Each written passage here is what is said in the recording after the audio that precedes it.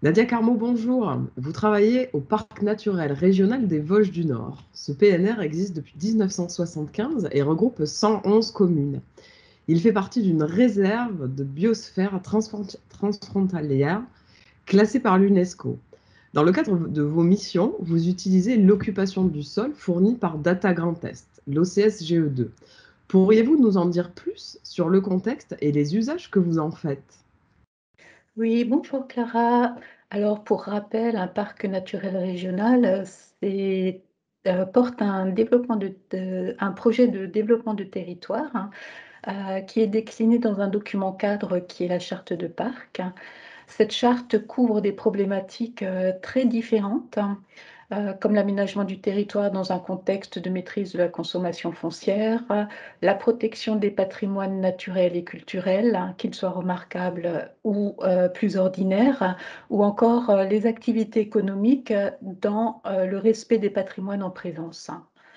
Dans ce contexte un peu multi-thématique, qui sont les missions d'un parc, la BD OCSG constitue pour nous une donnée vraiment précieuse pour suivre l'évolution de notre territoire et pour apprécier la mise en œuvre de notre charte de parc tout au long de sa durée, donc 2014-2029.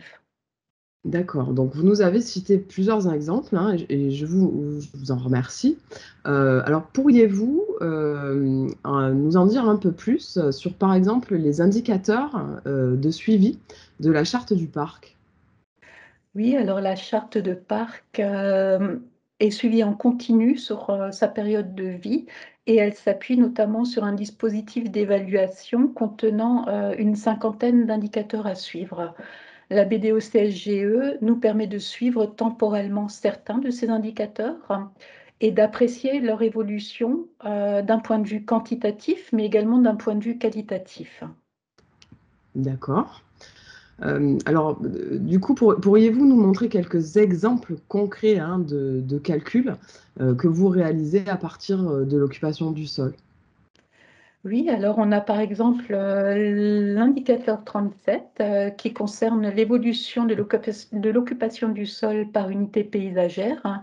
L'OCAGE nous permet de montrer que la consommation foncière sur la période 2007-2018 est vraiment très importante pour le secteur paysager du Piémont par rapport aux autres secteurs paysagers du parc, que cette consommation foncière, elle se fait essentiellement au détriment des espaces agricoles, mais nous permet aussi de relativiser ces chiffres en mettant en exergue le poids que peuvent représenter certains projets d'infrastructure, comme le projet de LGV ou encore le projet de liaison routière Saverne-Bouxwiller, qui, s'ils sont retirés à la consommation foncière sur cette période, ramènent les chiffres euh, à un niveau inférieur à ceux observés sur la période précédente 2000-2008.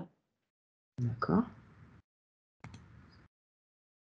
On a également l'indicateur 41, qui est l'évolution de la consommation foncière par secteur d'activité, en séparant l'habitat des grandes emprises, qui nous permet de voir sur la période 2007-2018 que c'est le secteur des activités qui prend le dessus sur le secteur de l'habitat en termes de consommation foncière. C'est une tendance qui est nouvelle par rapport à la période précédente et qui est observée sur d'autres territoires. Mais là encore, quand on relativise avec les projets d'infrastructure, on voit aussi que ces niveaux de consommation foncière baissent. Et aussi, un des aspects intéressants de l'OCSGE, c'est qu'elle nous permet d'aborder certains sujets qui étaient difficilement appréhendables, faute de données existantes sur le sujet. Et j'ai mis là, par exemple, l'exemple de la consommation foncière liée à la construction agricole, qui est inséré dans les activités économiques et on se rend compte que le poids de cette construction agricole, il est vraiment très important dans la consommation foncière liée aux activités économiques et c'est vraiment une donnée qu'on ne pouvait pas chiffrer jusqu'alors et que l'OCAGE nous permet, ce que l'OCAGE nous permet de faire maintenant. Désolée pour les bafouillements. D'accord. Merci beaucoup Nadia pour ce témoignage très riche et ces exemples que vous nous avez montrés. Je vous souhaite une belle fin de journée et à Belle fin bientôt. de journée à vous aussi.